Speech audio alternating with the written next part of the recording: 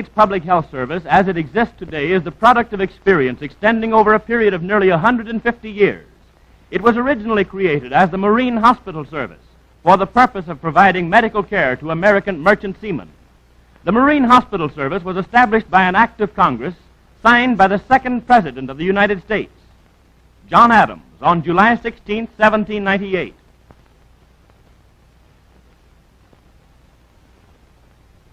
This service was originally supported by a tax on American merchant seamen, but this tax was later abolished.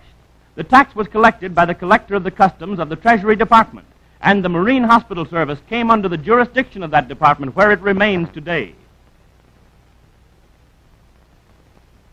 The first Marine Hospital, located at Norfolk, Virginia, was purchased from that state in 1801. The second was built in Boston, Massachusetts, and some of the medical personnel were utilized by both the Union and the Confederacy for the care of the sick and wounded of the military forces.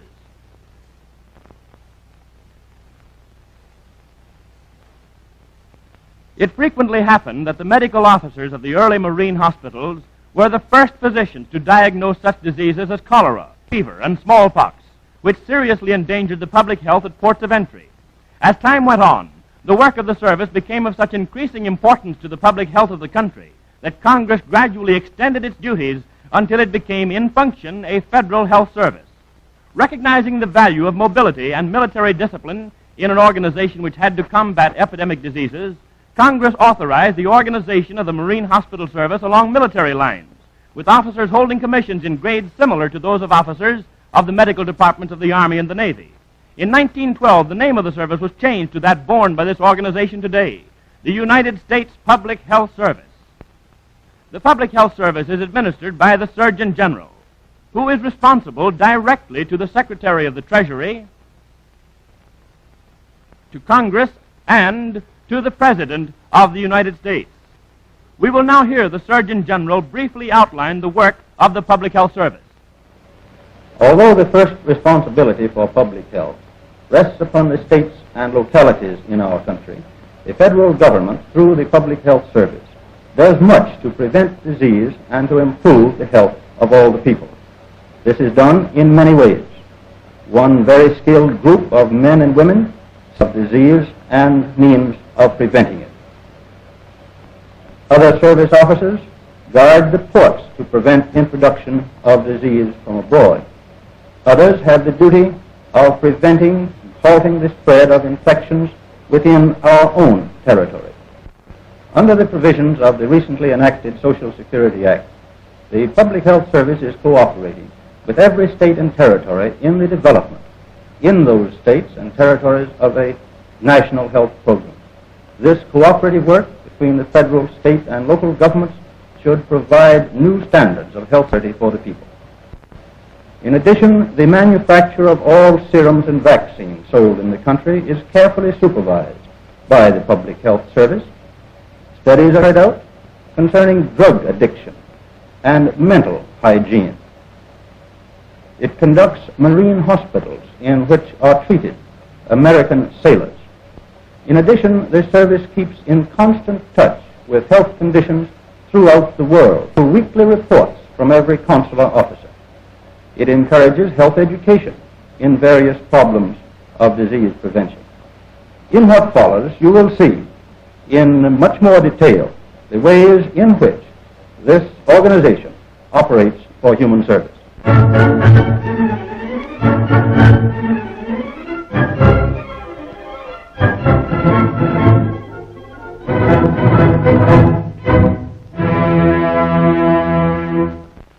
For centuries, it has been well known that epidemic diseases follow the lines of commerce and travel. During colonial times and in the early days of our republic, the introduction of yellow fever, smallpox, cholera, and other diseases from foreign countries by ships was by no means uncommon. Epidemics of yellow fever from this source occurred as late as 1798 in New York, in Baltimore as late as 1832, and in Philadelphia as late as 1853.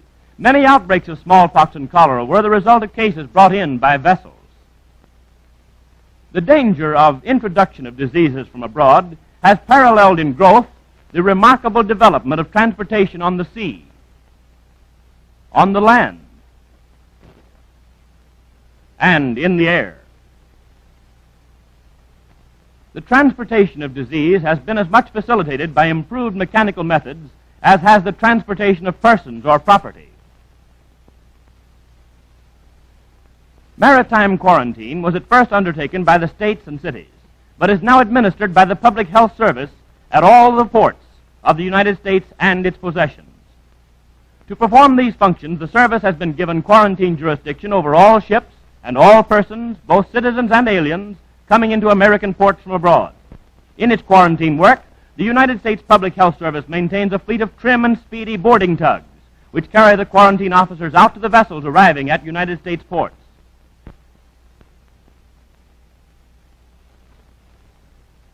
When a vessel arrives at quarantine, the medical quarantine officer, a nurse, and an inspector go out to it in one of these boarding tugs so well known to seamen and ocean travelers. They draw alongside the vessel and go aboard.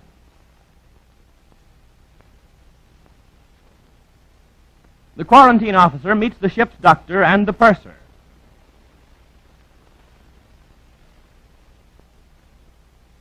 The purser turns over to him certain records of the vessel's voyage for inspection, especially the bill of health and the health record en route, which shows all cases of illness occurring on board during the trip.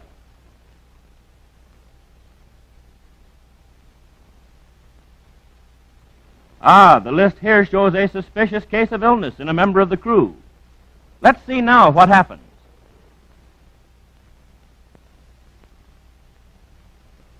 The quarantine officer is taken to the sick bay in the crew's quarters to examine the patient. His experience and training in the detection of the symptoms of rare as well as the common diseases tells him that this patient is suffering from typhus fever. He orders the patient to be removed from the vessel.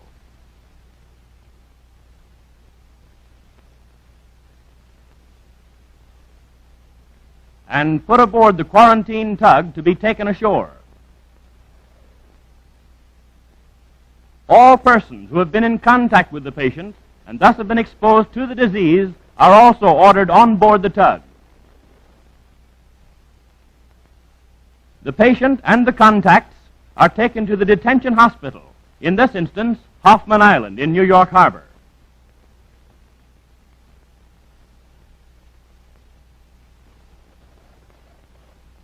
On their arrival, the sick patient is taken directly to the hospital.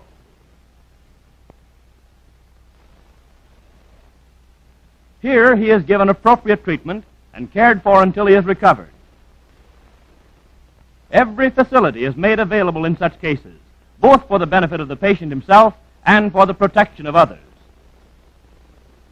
As this happens to be a case of old world typhus fever, which is known to be spread by the body louse, the contacts, those who have had association with the patient during the voyage, are first taken to the delousing plant.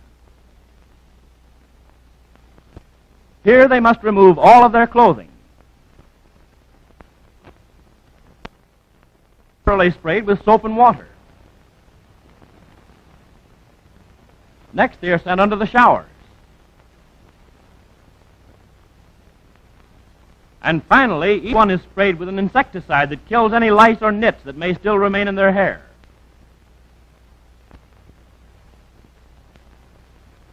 The clothing of these contacts is placed in net bags, and these bags are sent to the fumigating room. This clothing, together with the baggage of the contacts, is placed in fumigating chambers where it is thoroughly disinfested. If necessary, the contacts are isolated in the detention hospital for observation. Every precaution is taken by the quarantine officers to prevent the introduction of disease into the United States. When the quarantine work has been completed and the ship declared free from danger, the medical officers of the Public Health Service then turn to the inspection of immigrants. This scene shows the well-known immigration station at Ellis Island, New York. During the busy period of a few years ago, more prospective citizens of this country arriving from abroad entered through this world-renowned station than through any other port of the country. In past years, thousands of aliens arrived at Ellis Island daily, and each one had to undergo an examination at the hands of the medical officers of the Public Health Service. In past times, too, many of them arrived only to be turned back at our very gates because of mental or physical defects. This was a necessary but somewhat cruel procedure and caused many heartaches, untold hardships, and much unnecessary expense. To avoid this condition, a new system was inaugurated by international consent in 1925, since which year intending immigrants have been examined in foreign countries by public health service officers who are assigned to American consulates for this purpose. The prospective immigrant makes application through the American consul, who, if the applicant comes within the quota prescribed by Congress, arranges for an examination by the public health service medical officer. If the applicant passes these physical and mental tests successfully, there is little chance that he'll be refused admittance later.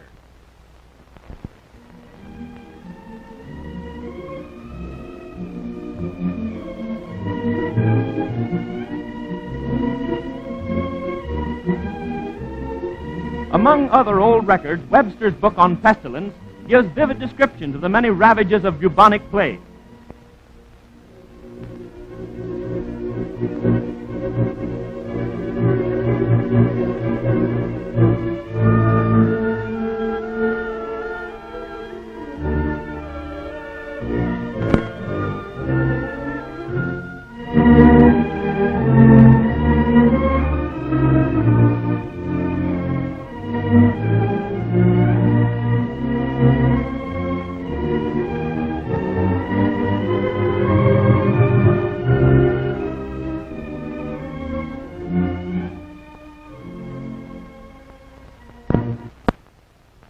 This disease is constantly present in the Orient, and this fact makes it an ever-present threat to the United States and its possessions.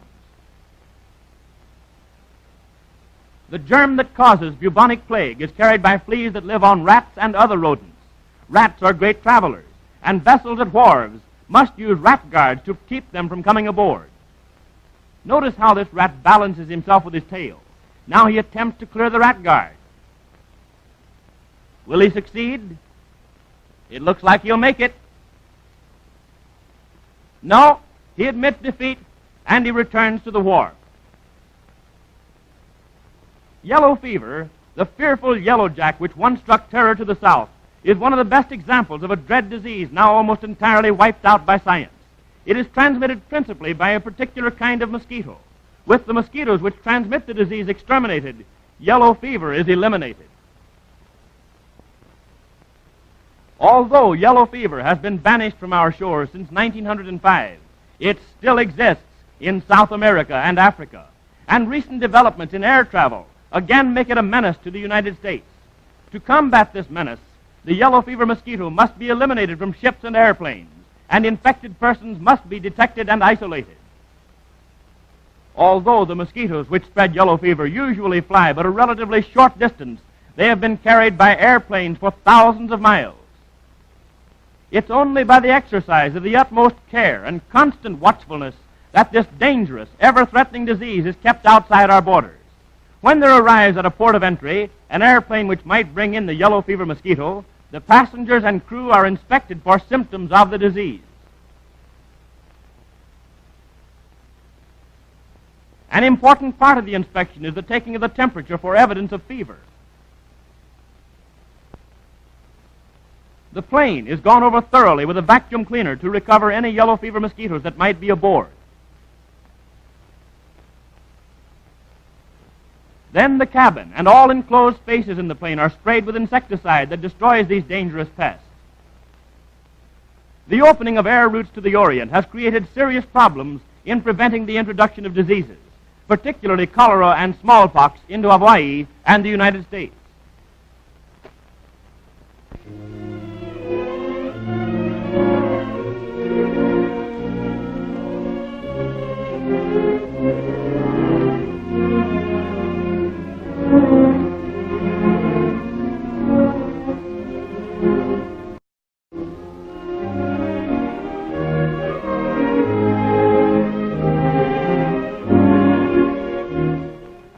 When the country was small, travel was slow, and distances in travel time were much greater than they are today.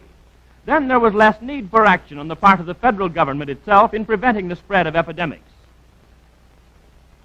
But with the increased rapidity of travel, the expansion in territory, and the concentration of population, this work became important.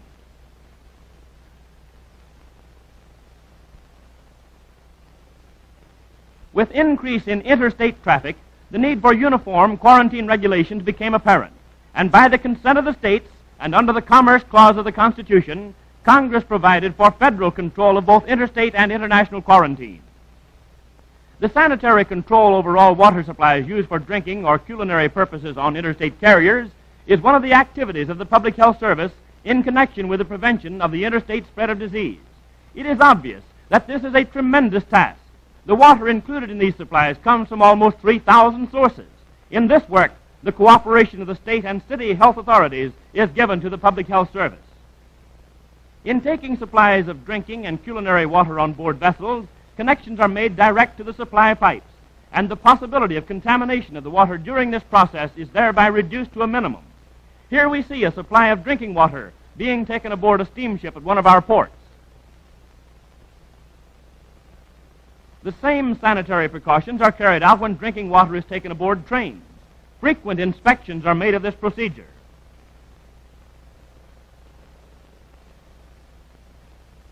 The passenger can therefore feel a sense of security when he quenches his thirst from the water cooler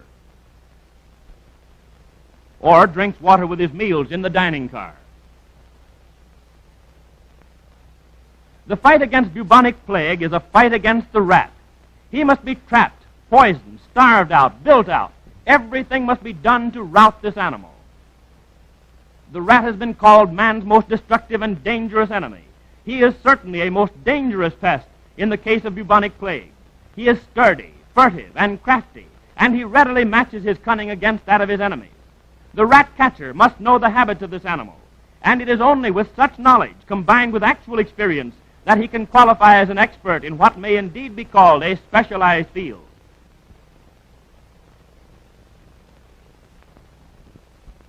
The rats are tagged to show the locality in which they are caught, and are then sent to the laboratory for examination. Some of the rats that are taken alive are put into bags to preserve for identification and examination any fleas that they may harbor. Here we see a sample day's catch of rats in one of our large cities.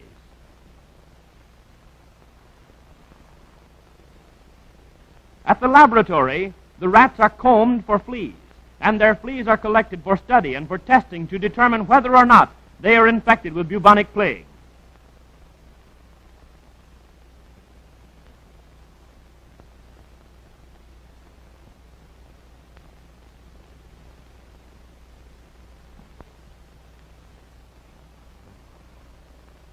In certain western states, plague has spread from rats to ground squirrels, and the fight against these animals is being constantly carried on there.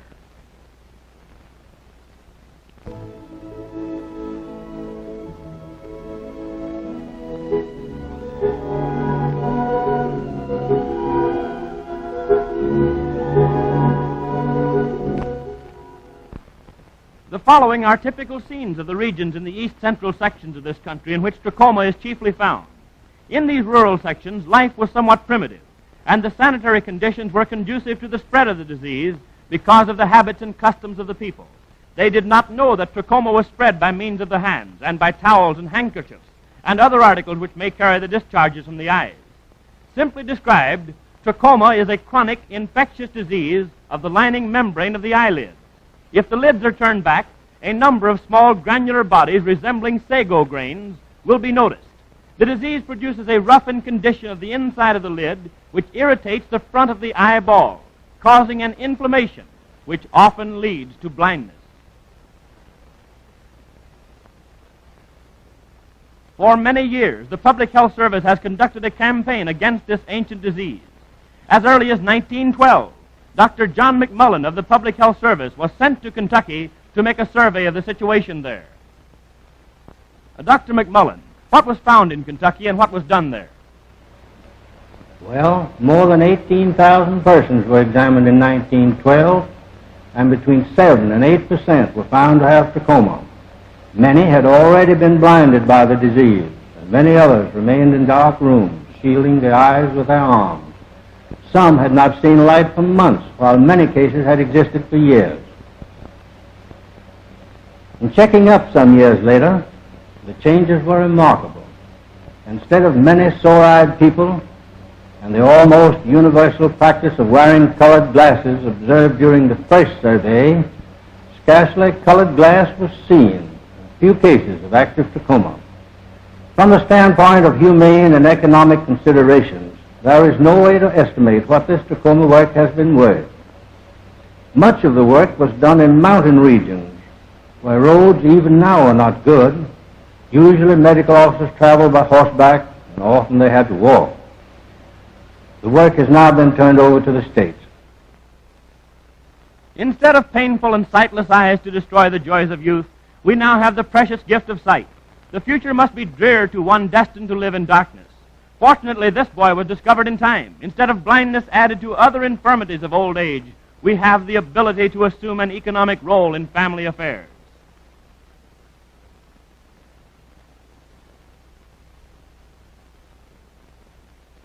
Numerous outbreaks of typhoid fever have followed the use of shellfish grown in contaminated waters. This was a danger that could be combated by examination of the waters where oysters were grown, and forbidding the interstate shipment of oysters originating in areas the sanitary conditions of which were not approved by the Public Health Service. Because oysters from beds in contaminated waters will not be certified, and shucking plants and canneries are required to be conducted under proper sanitary conditions, the consumer can now enjoy this seafood with a greater sense of security than formerly.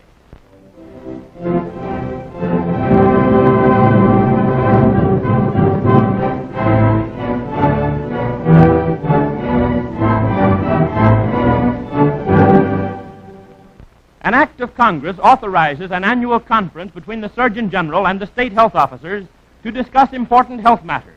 Here the Surgeon General opens a recent conference.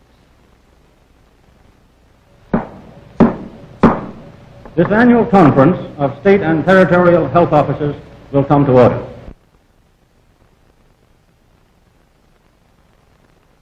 I am delighted to greet you here today. One of the most significant events in public health which has occurred in our lifetime transpired last month when President Roosevelt signed the bill appropriating funds to launch the Health Security Program. This bill and the funds authorized under it offer a great promise to the people of this country for better health. It is your task and my task to see that this promise becomes a realization. It is to discuss the detailed means by which we may attain the objectives held forth in the Social Security Act that this conference will be concerned. I welcome your advice. These conferences provide opportunities for planning effective methods of state and federal cooperation in attacking health problems of mutual concern. For many years, the Public Health Service has cooperated with the state health officers in an effort to develop and improve state and local health work.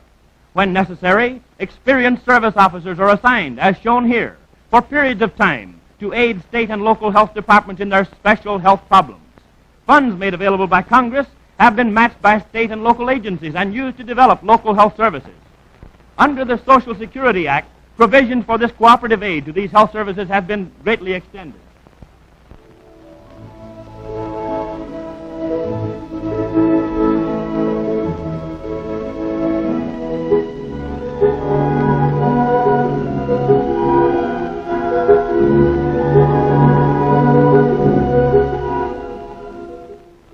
The city health officer of a western city receives a telephone call. He picks up the receiver and finds that it's from a local physician. This physician has a case the symptoms of which resemble epidemic encephalitis, but there are some features which make this diagnosis uncertain. The city health officer remarks that he is greatly concerned, as he has had several similar cases reported in the past few days.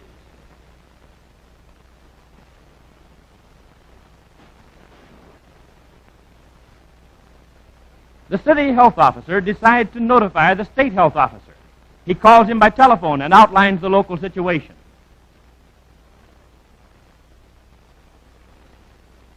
The state health officer immediately reports to the Surgeon General and asks him for aid.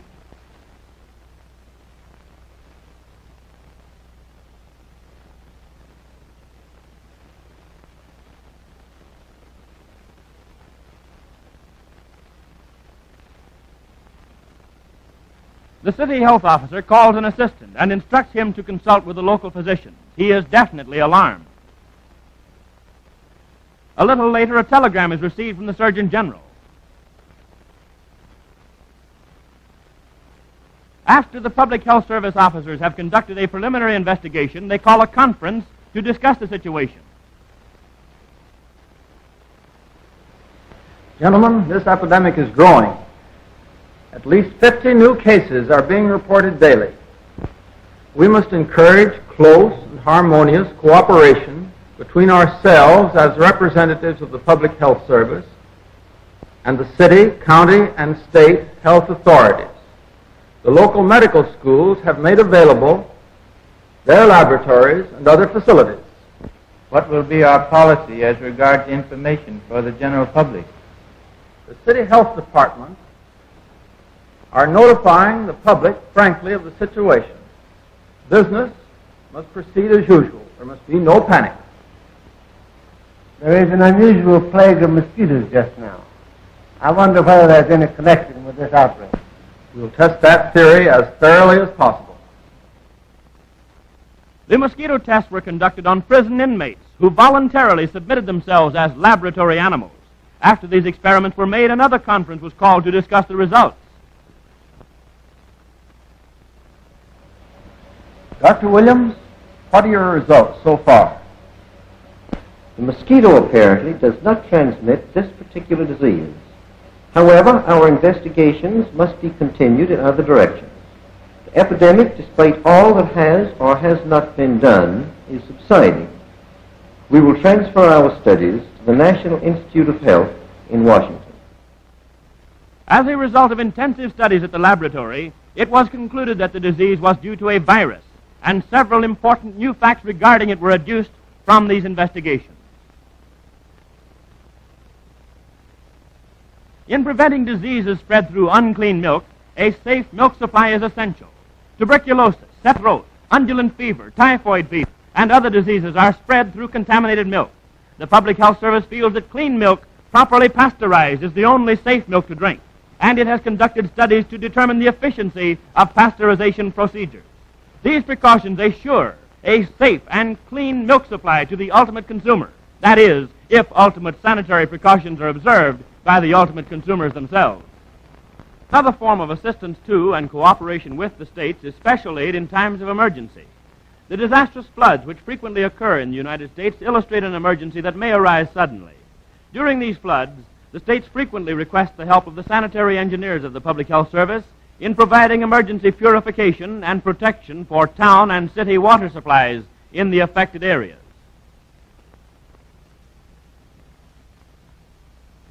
These requests for aid are met with prompt response. In many instances, water purification machines are quickly dispatched to the affected areas and are put into operation by the sanitary engineers.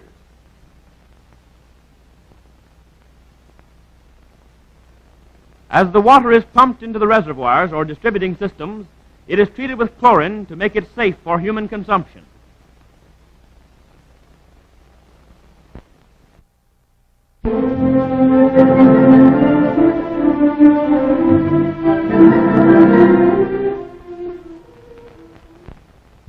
In the fight against disease from a public health standpoint, it is fundamentally important to know when, where, in what numbers, and under what conditions various diseases are occurring.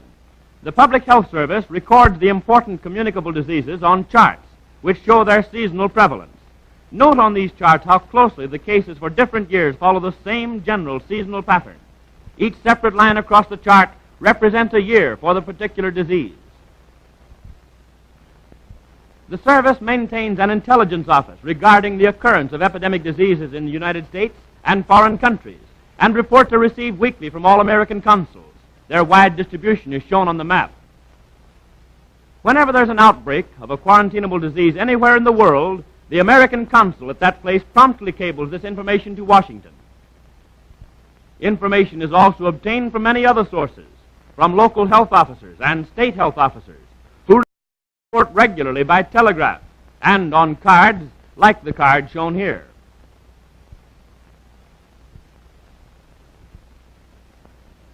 Reports are also received from officers of the Public Health Service stationed abroad. health officers of foreign governments, and international health organizations such as the International Office of Public Health, the Health Section of the League of Nations, and the Pan American Sanitary Bureau. The information so collected is compiled and published and is used by quarantine officers of the Public Health Service, by our own local state health authorities, and by other governments throughout the world.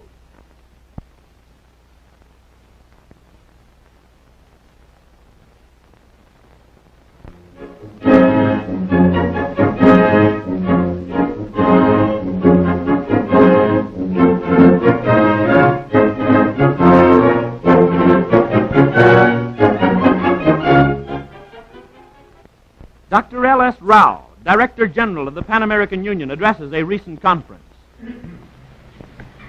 Gentlemen of the conference, at this, your closing session, I want to express to you, individually and collectively, the deep appreciation of the Pan American Union for the privilege of having had you with us during the period of your deliberations. It is no exaggeration to say that the Third Pan American Conference of Directors of Health marks a distinct step forward in that struggle of the nations of this continent to improve the conditions of life, to eliminate the causes of disease, and to augment the efficiency of the masses of the people.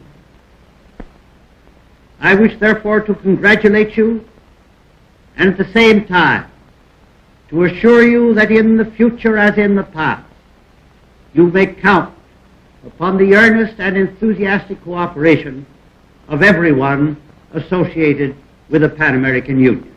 Dr. H.S. Cumming, Director General of the Pan American Sanitary Bureau, now speaks. Gentlemen, as Director of the Pan American Sanitary Bureau and President of your conference, for which honor I thank you, I want to join with Dr. Rao in expressing our appreciation to you for leaving your important administrative functions and to your respective governments for sending you to this, the most successful sanitary conference we have had. In point of progress reported by you and your countries, practical plans formulated, is by far the most successful conference we have ever had. I wish you Godspeed back to your respective homes.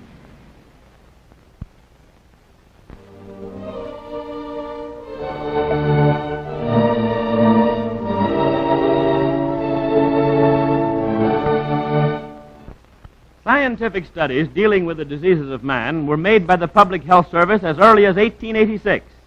These studies have gradually expanded until today the research of the Public Health Service on the cause, method of spread, and means of prevention of disease is among the most important work that it performs. A research laboratory for the Public Health Service called the Hygienic Laboratory was established in 1901. In 1930, Congress changed its name to the National Institute of Health. At this famous institute in Washington, D.C., most of the investigative work of the Public Health Service is conducted. The diseases and conditions studied by the service include a long list. Heart disease is public enemy number one. It is first on the list of the causes of death. More than 300,000 persons die each year in the United States from this cause. The electrocardiograph has aided greatly in the study and diagnosis of heart disease. Next in importance as a cause of death is cancer. This disease results in the death of about 135,000 people in the United States annually. Malaria is still an important public health problem in at least 16 states of the Union. This mosquito-borne disease exacts a toll of sickness of more than 2 million cases annually. This patient is having a malarial chill. The fight against malaria is the fight against the malaria mosquito. The prevention of mosquito breeding by seeing that no containers are left lying around to catch and hold water and thus provide breeding places for mosquitoes, and by eliminating all refuse piles insofar as possible.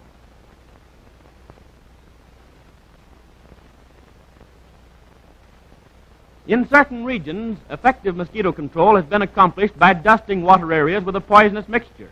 This dusting is done from trucks. By hand dusting machines, and by airplanes, according to the conditions met with. Another effective method employed is the killing of larvae or wiggletails by the oiling of stagnant waters.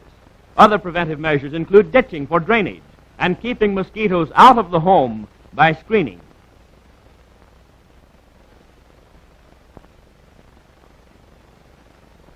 The protection of the health of the industrial worker has become a matter to which much attention has been given. New manufacturing processes have frequently introduced new hazards to the health of workers.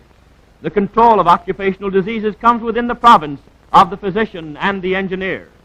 In many industries, dust has been found to be a serious hazard to the health of the employees, and exhaustive studies of the various types of dust in industry have been made by the Public Health Service. Dusts are collected at the plants, and atmospheric and other data are recorded. These dust samples are then taken to the laboratory, where they're carefully examined to determine the concentration, the size distribution, and the chemical and other characteristics of the particles. This young lady is seen making a dust count from a sample that was taken at one of the plants.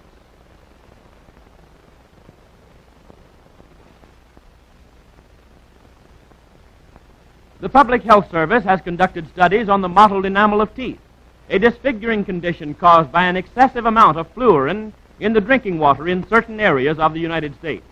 These studies have shown that mottled enamel is more prevalent in this country than had been realized.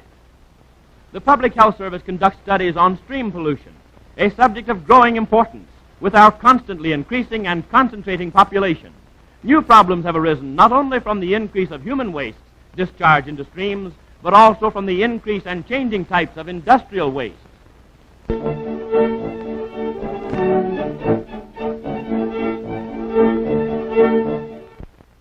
From a public health standpoint, the venereal diseases are one of the most important problems confronting those whose duty it is to conserve the health of our nation. Special laboratories are devoted by the Public Health Service to the study of various phases of this subject. One-day simultaneous surveys of all sources of treatment have been conducted by the Public Health Service in representative areas of the United States, covering approximately 1/4 of the entire population of the country. Estimates derived from these surveys indicate that more than 1.5 million new cases of the venereal diseases seek treatment annually in this country. Cooperative studies conducted by the Public Health Service with 5 of the leading venereal disease clinics in this country indicate that syphilis is largely curable. To attain recovery, however, treatment must be started during the first year of the disease. The Public Health Service cooperates with state and local health departments in the development of campaigns directed against the venereal diseases.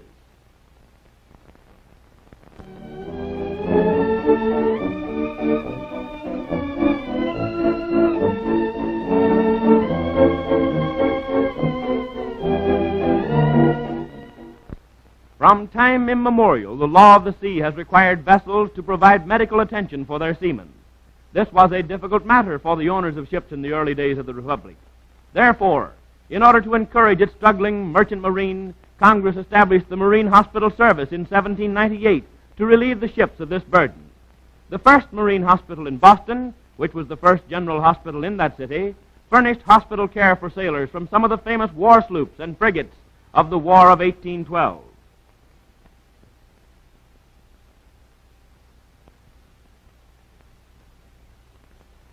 Today, there are 25 modern, thoroughly equipped hospitals in this service located within the United States.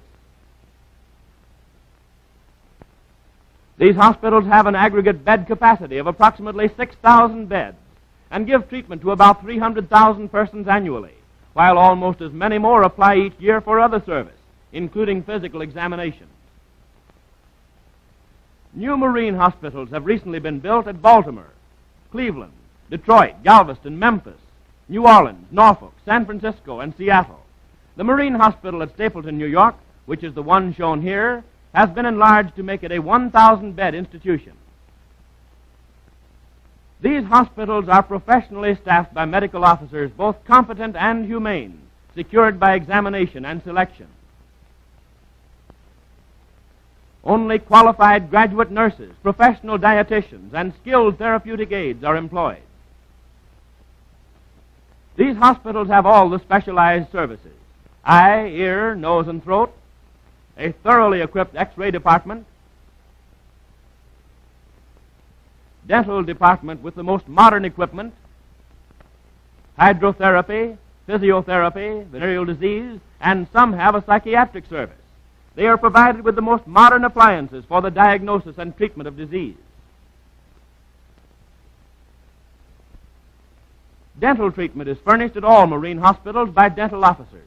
Most of the patients entering, especially the merchant seamen, are suffering from septic mouth conditions. With the elimination of dental infection, many remarkable recoveries have been reported.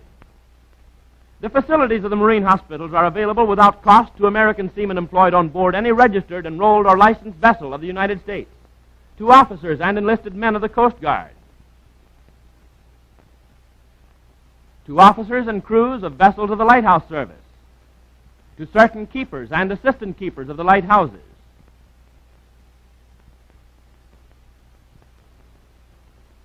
to immigrants detained at the immigration stations, to seamen from vessels belonging to the United States Army, to beneficiaries of the United States Employees Compensation Commission, to members of the Civilian Conservation Corps in various sections of the country,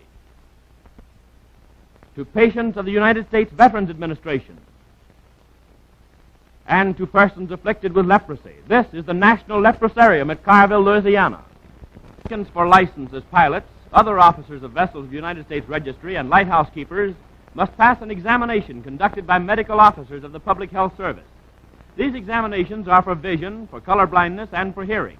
The service must also pass upon the physical ability of sailors qualifying as able-bodied seamen. Regulations require all ship's officers to be versed in first aid. Therefore, the Public Health Service has organized courses of instruction for such candidates in a number of the larger ports.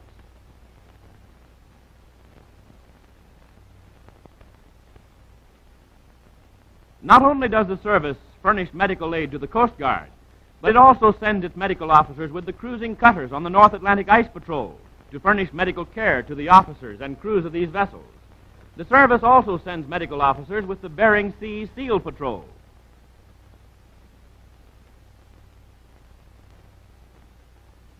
The Coast Guard makes an annual cruise along the coast of Alaska. Medical and dental officers of the service are sent on this cruise. They give medical examinations and treatment to the natives. These include dental treatment and extractions. This is the only medical service that is available to many of these native Alaskans. The National Leprosarium, which is the marine hospital at Carville, Louisiana, has under treatment more than 300 patients who are lepers. The Leprosarium has an administration building and a main hospital. Treatment by the various methods and agents used has yielded most encouraging results, and there have been many recoveries or arrested cases. During the last 10 years, over 150 patients have been discharged to their homes, no longer a menace to the public health, and the leprosy arrested. Sports are provided by baseball diamonds and tennis courts, and the younger patients greatly enjoy these outdoor recreational activities.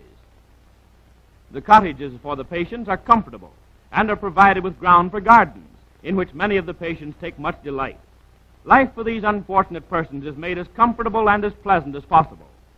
In the attractive inner court, 2 leper children may be seen playing around the pool. Medical aid to vessels without a physician has been made possible by the development of radio. Frequently, men are injured or suddenly develop an acute illness on ships far out at sea.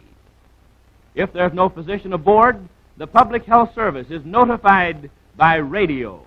Many lives are saved each year thanks to this radio service. Call Chatham Radio for medical advice. All right, Captain.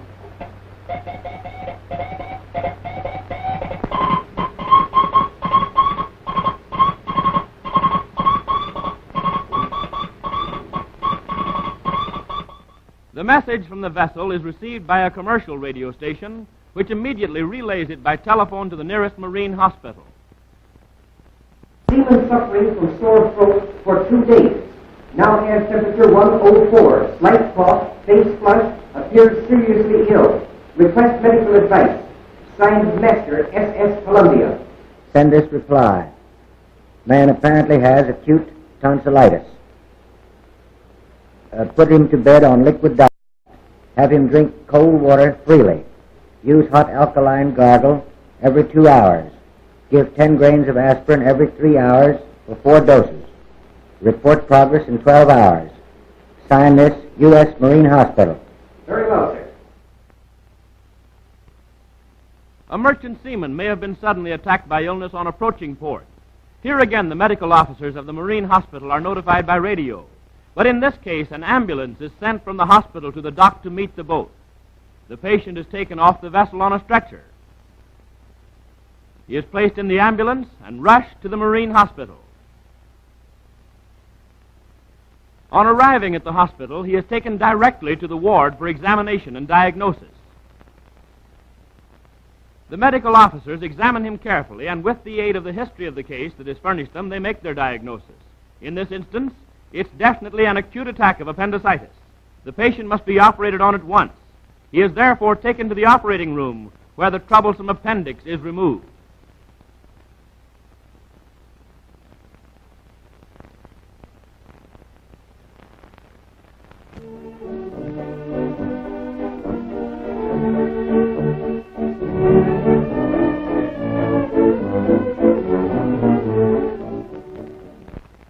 An act of Congress requires that the medical care in federal penal and correctional institutions be furnished by the Public Health Service.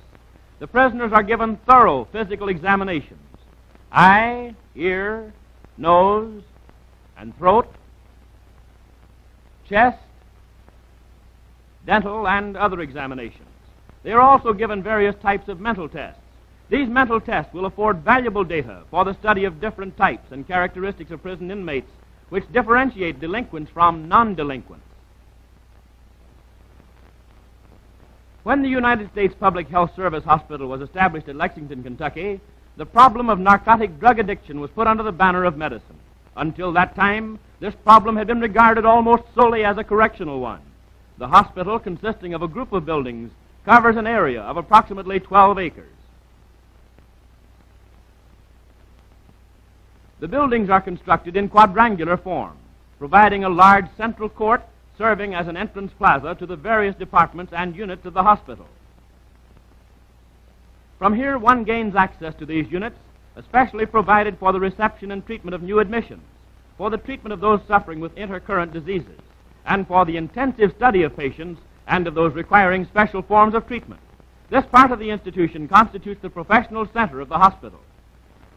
To meet the needs for a better treatment for drug addiction, special studies of patients are necessary. The hospital is fully equipped and adequately staffed for this purpose.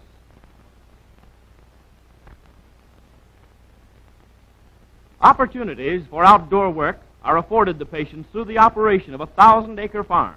These farm activities include the operation of a modern dairy, the raising of hogs and poultry,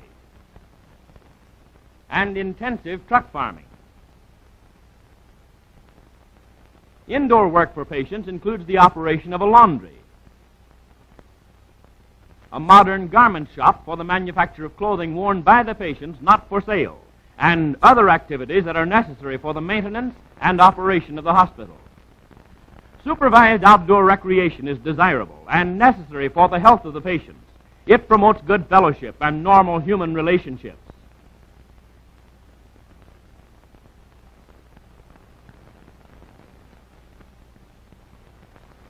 The career officers of the Public Health Service constitute a mobile sanitary corps whose members are available for service whenever needed, in the United States or foreign countries, for epidemic duty, for quarantine duty, or for investigation work.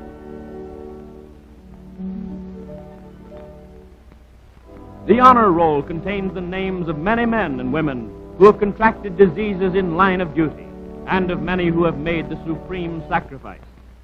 These workers conducted their investigations fearlessly, with full knowledge of the dangers that confronted them. They dedicated themselves to humanity and made their sacrifice on the altar of science.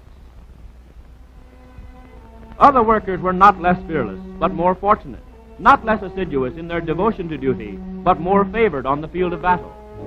The Public Health Service conducts its relentless fight against disease silently and steadily. No martial music to inspire, no tumult or shouting to sustain. The battlefield is silent, but the grim fight, the personal danger, the satisfaction of accomplishment are there, even though the fight is frequently directed against an unseen and an unknown enemy.